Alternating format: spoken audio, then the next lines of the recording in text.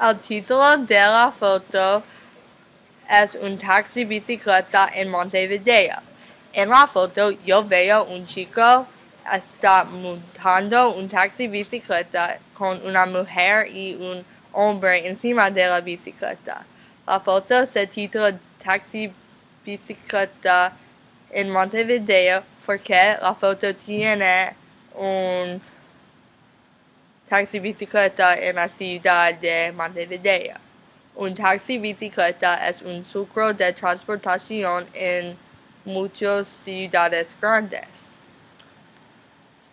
Los taxi-bicicletas son muy buenos para el medio ambiente y no causan contaminación, pero hay muchas cosas terribles sobre los taxi-bicicletas.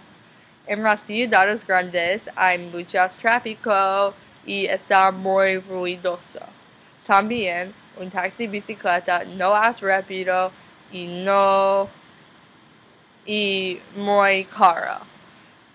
De la misma manera, los taxi-bicicletas es muy bien para los turistas. Los turistas pueden ver la ciudad y tener una idea mejor de la ciudad.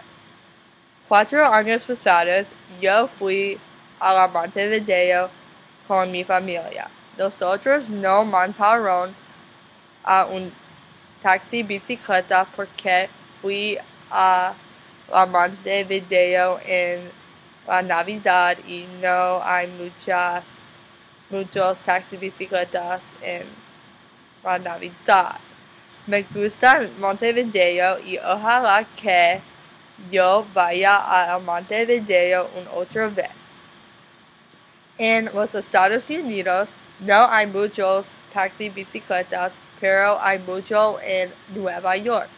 Yo fui a Nueva York muchas veces este año y yo monté en un taxi-bicicleta en marzo. Es una experiencia increíble. En el taxi-bicicleta yo escucho muchas personas, claxones y vi mucho tráfico. Me encantan los taxi-bicicletas porque yo tengo una nueva perspectiva de Nueva York. Creo que los taxi-bicicletas son muy importantes para las ciudades grandes porque ellos son una alternativa método de transportación y muy bueno para el medio ambiente y los turistas.